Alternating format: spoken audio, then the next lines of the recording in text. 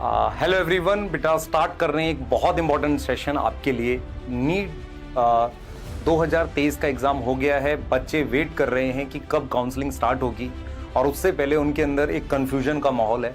बहुत सारे बच्चे ये जानना चाहते हैं कि सर काउंसलिंग करनी कैसे है, काउंसलिंग में मुझे कौन सा कॉलेज अलॉट होगा और काउंसलिंग मुझे करनी चाहिए कि नहीं करनी चाहिए। इन सारी डिटेल्स पे हम लोग बात करने वाले हैं आज, ठीक है। और संकल्प भारत का एक एफर्ट है बेटा कि कैसे भी करके आपको लास्ट तक सपोर्ट करना है, क्योंकि बहुत सारे ऐसे बच्चे होते हैं, कई बार काउंसलिंग सही से नहीं होने की वजह से ना उन्हें कॉलेज नहीं मिलता है। बहुत सारे ऐसे बच्चे होते हैं जो मतलब एक अलग से किसी को हायर नहीं कर सकते कि भाई आप मेरी मदद करो, हम आपको पैसे देंगे काउंसलिंग में, ऐसा नहीं कर पाते। तो बहुत ऐसे बच्चों के लिए हम चाहते हैं कि एक क्लियर डिटेल हो, आपको पता हो कैसे करना है। तो इस तरह का एफर्ट हम चाहते हैं। पर होता क्या है बेटा, एक वीडियो बनाने से क्या होगा, वो आपकी नीड पूरी नहीं होगी। हम हमेशा बिलीव करते हैं कि सपोर्ट थोड़ा पूरे टाइप का होना चाहिए, हम पूरी तरीके से आपको सपोर्ट करें, ऐसा बिलीव करते हैं। तो हमने प्लान किया है कि नीट यूजी 2023 काउंसलिंग के लिए एक टेलीग्राम चैनल एक्टिव करते हैं जो अलग होगा, जिसमें सिर्फ काउंसलिंग की डिटेल जाएगी।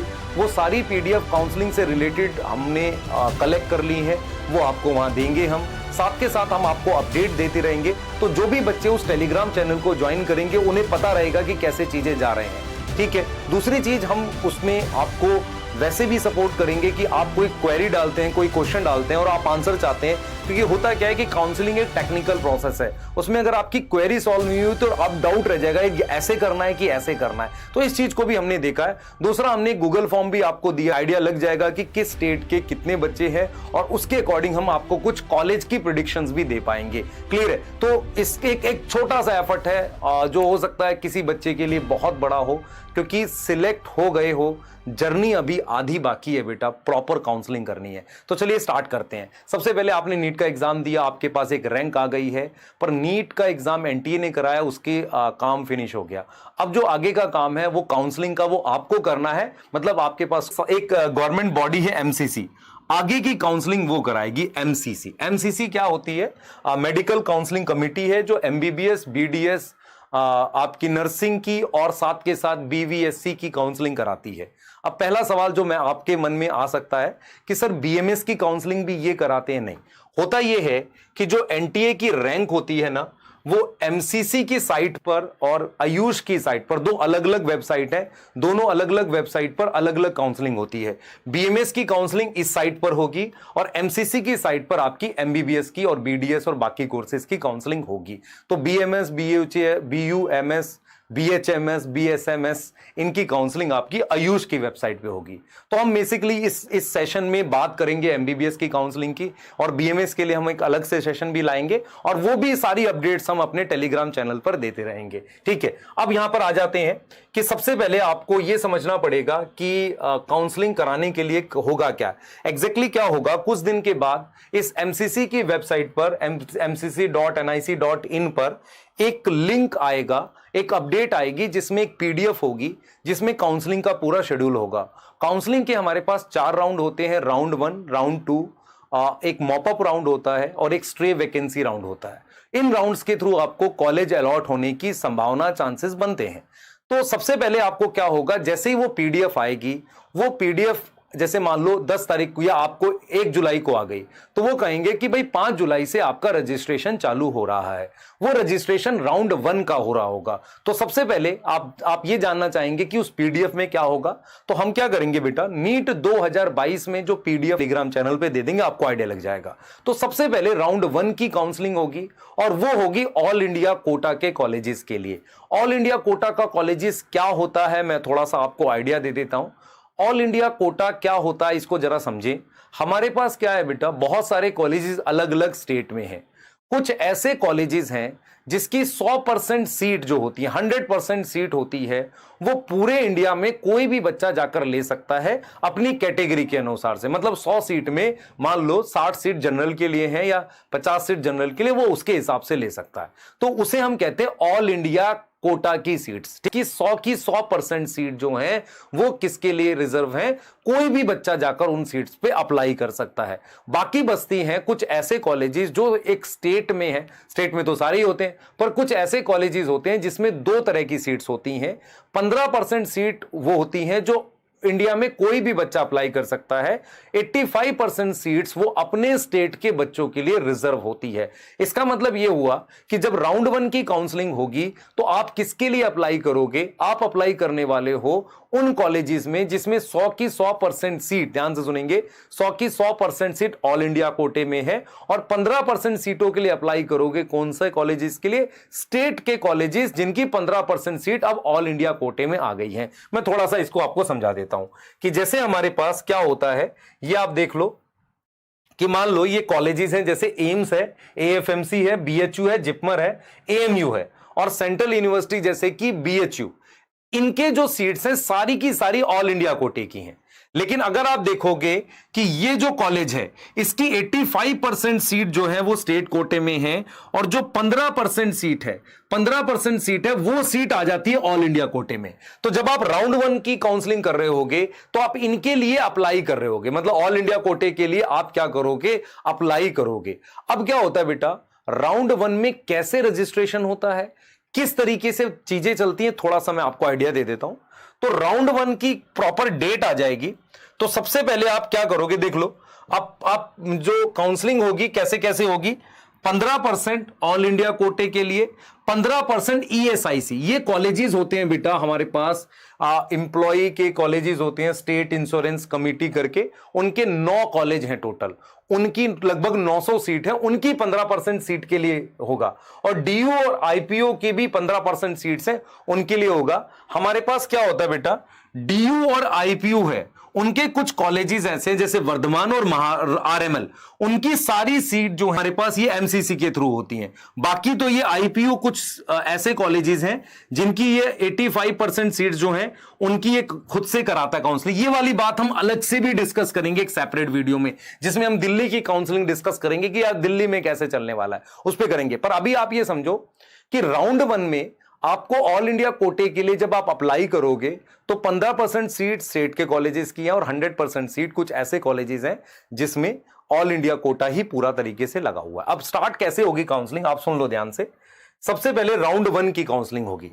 आप क्या करोगे, रजिस्ट्रेशन करोगे। रजिस्ट्रेशन कैसे होता है, आपने अपनी डिटेल फिल करनी है और एक फीस सबमिट करनी है। फीस कितनी सबमिट करनी होती है बेटा, 1000 रुपीज रजिस्ट्रेशन फीस होता है, और 10,000 फीस होती है आपकी सिक्योरिटी अमाउंट। ये दोनों मिला के लगभग 11,000 के आसपास आपको रजिस्ट्रेशन का ऐसे लग जाएगा।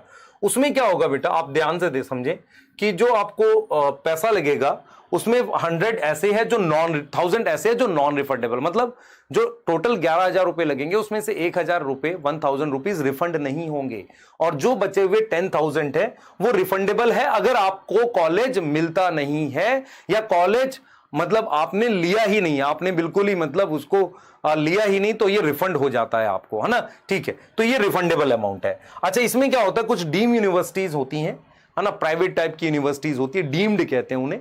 उन यूनिवर्सिटी में रजिस्ट्रेशन फीस 5,000 है और सिक्योरिटी अमाउंट 2 लाख है। अच्छा, जो बच्चा चाहता है कि दोनों के लिए करूं तो फिर वो हायर वैल्यू पे करते हैं, मतलब 5,000, तो दोनों के लिए कर सकता है। सिर्फ गवर्नमेंट के लिए चाहता है तो ये करना पड़ेगा, उसको 1000 पे करना पड़ेगा। सर ये 10,000 भी देना पड़ेगा, यस, ठीक है। अब आओ देखो राउंड 1 की काउंसलिंग कैसे चलेगी।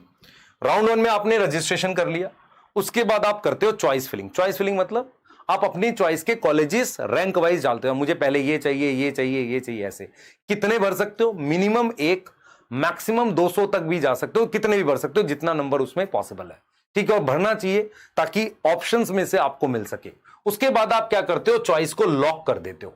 जिस दिन चॉइस लॉक हो जाती है उसके कुछ दिन के बाद रिजल्ट आता है, और उसमें 2 ही ऑप्शन होते हैं, या तो कॉलेज आपको अलॉट हो जाता है या नहीं अलॉट होता। इस तरीके से राउंड 1 की काउंसलिंग कंप्लीट हो जाती है। तो प्रॉपर एक इसका चार्ट है जो हमने आपके लिए बनाया है। जैसे फॉर एग्जांपल हम कर रहे हैं, आपने चॉइस फिलिंग करी तो मिनिमम आपको 1 करनी है, मैक्सिमम जितनी अवेलेबल हो। उसके बाद चॉइस जो होती है वो लॉक हो जाती है। चॉइस क्या हो जाती है, लॉक हो जाती है, ठीक है, क्लियर है। अगर आप नहीं लॉक करोगे तो ऑटोमेटिकली लॉक हो जाती है। अब राउंड 1 का रिजल्ट आता है, देखो क्या होगा। राउंड 1 में क्या हुआ, मान लो आपको सीट मिल गई, देखो आपको सीट मिल गई, आपने एडमिशन ले लिया, बात खत्म हो गई, आपने कहा ठीक है मुझे कॉलेज मिल गया, बस बढ़िया।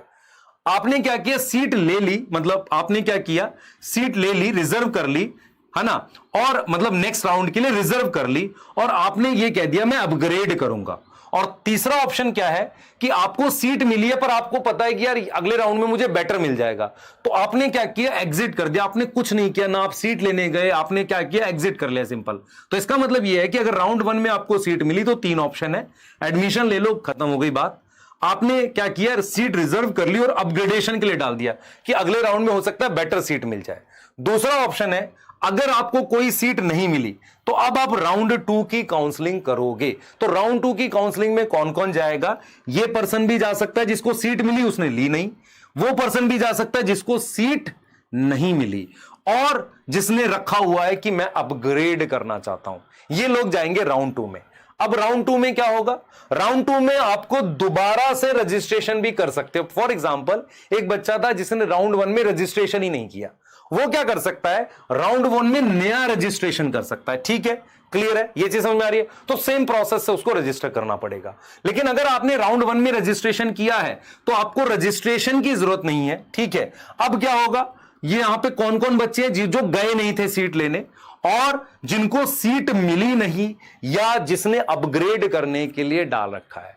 अब क्या करोगे, दोबारा से आप चॉइस फिल करोगे राउंड 2 में। ठीक है, राउंड 2 में क्या करोगे, दोबारा से आप चॉइस फिल करोगे। अब क्या होगा, अब राउंड 2 का रिजल्ट आएगा। राउंड 2 में हो सकता है आपको कॉलेज मिला, ठीक है, आपने एडमिशन ले लिया, काउंसलिंग आपकी खत्म हो गई। आपने क्या किया, सीट मिली, आपने लिया नहीं एडमिशन।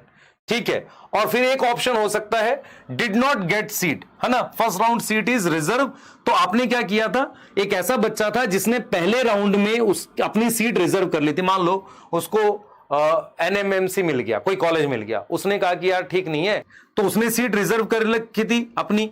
ठीक है, अब क्या होगा, उसको ये सीट लेनी पड़ेगी। ठीक है, अब देखो, अब यहां पे क्या हुआ, उसको नई सीट मिल गई, तो वो क्या कर सकता, हो सकता है एडमिशन ला ले या ले ले, अगर लेगा तो ये खत्म हो जाएगा ऑप्शन। ठीक है, अब देखो अदर स्टूडेंट क्या है, अदर स्टूडेंट क्या है बेटा, अदर स्टूडेंट वो थे जिन्होंने नया रजिस्ट्रेशन किया था, अगर उनको सीट मिल गई तो एडमिशन ले लेंगे, काउंसलिंग खत्म हो गई।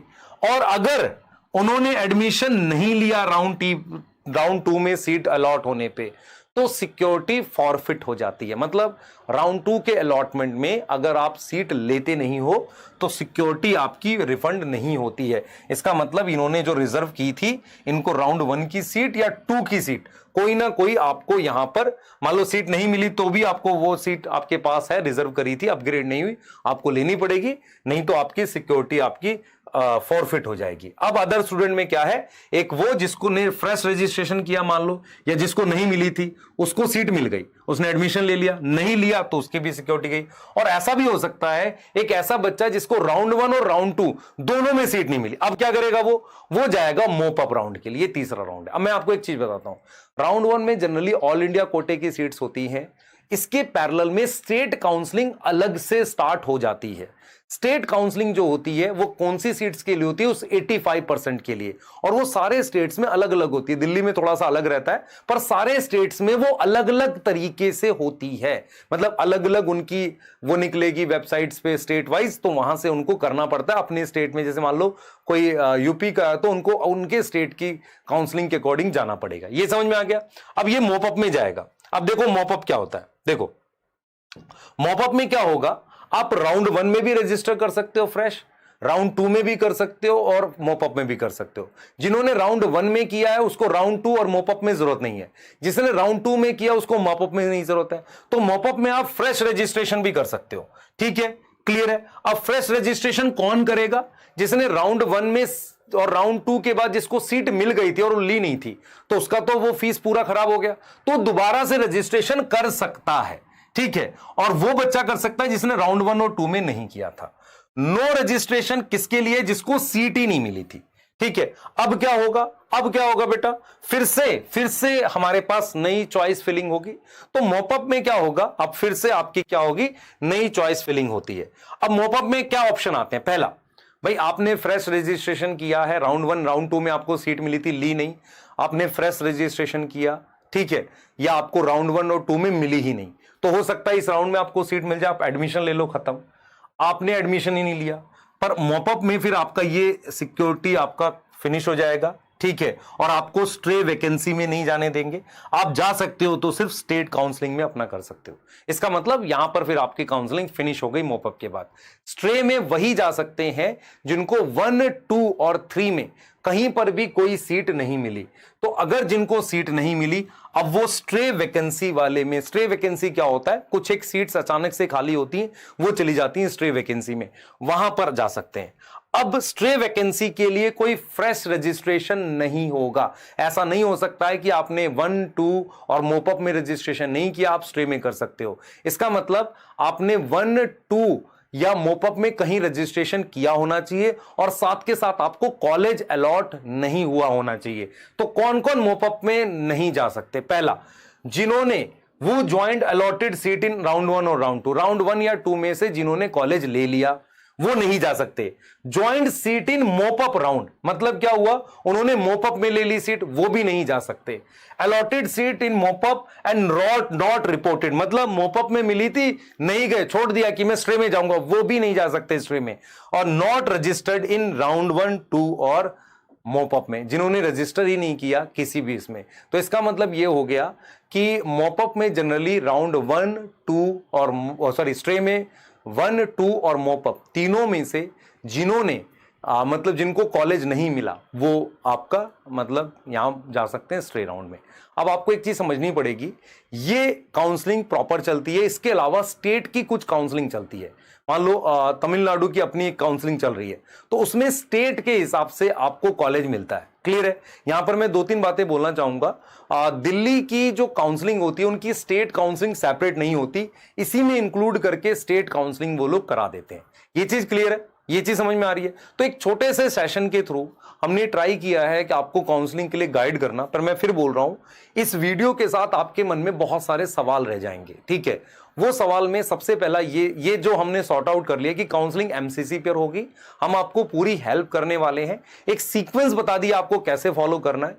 ये सीक्वेंस, ये पीडीएफ आपको मैं टेलीग्राम पे डाल दूंगा, और इसके साथ एक हमने पीडीएफ हाथ से लिखकर बनाई है कि कैसे आपने काउंसलिंग करनी है, वो भी मैं टेलीग्राम होगा।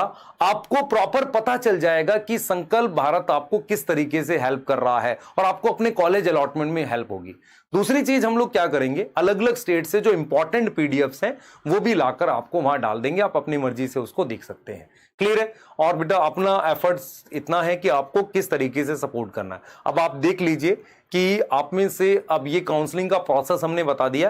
पैरेलली आप में से बहुत सारे बच्चे जिनका स्कोर कम है, मैं बार बार बोलूंगा, वो अपनी पढ़ाई स्टार्ट कर सकते हैं। हमने न्यूट्रॉन 2.0 ऑलरेडी लॉन्च कर दिया है, मतलब वो बैच लॉन्च किया हमने जिसमें की क्लासेस 30 जून से स्टार्ट होंगी। वो आप अगर चाहो तो ज्वाइन करके साथ के साथ आपको मतलब हम 20 फैब तक सिलेबस फिनिश कराने का ट्राई कर रहे होंगे, आपके पास सफिशिएंट टाइम होगा। और आप में से बहुत सारे बच्चे इवन काउंसलिंग से लौट कर भी उसे कर सकते हो, क्योंकि जो बच्चे कई बार होते हैं कि वो सितंबर में स्टार्ट करते हैं, पर मैं हमेशा बिलीव करता हूं अगर आपको पता है कि आपका स्कोर उस रेंज में है जहां पर कॉलेज मिलना मुश्किल है, चमत्कार ऐसे नहीं होते हैं, कॉलेज मिलना मुश्किल है, तो आप पढ़ाई भी स्टार्ट करो और साथ में काउंसलिंग करो। तो आपके जो 3 सवाल थे मैंने तीनों का आंसर दे दिया। आपको काउंसलिंग कैसे होगी बता दी, कॉलेज मिलेगा नहीं मिलेगा आपको धीरे धीरे जब करोगे काउंसलिंग तो पता चलेगा, और हम टेलीग्राम पे बताते जाएंगे। और तीसरा आपको कि क्या काउंसलिंग करनी चाहिए, आप अपना स्कोर देख लो किस रेंज में है। अगर आपको लगता है कि कॉलेज मिलेगा या नहीं मिलेगा तो आपको फिर क्या करनी चाहिए, अपनी मतलब तैयारी स्टार्ट कर देनी चाहिए। पैरेलल काउंसलिंग करना चाहो तो कर सकते हैं। ठीक है बेटा, तो बेस्ट ऑफ लक, आपके साथ हम बने रहेंगे और पूरी हेल्प करेंगे। डिस्क्रिप्शन में टेलीग्राम लिंक और गूगल फॉर्म का लिंक हमने दे दिया आपको। ठीक है बेटा, चलिए मिलते हैं, बाय।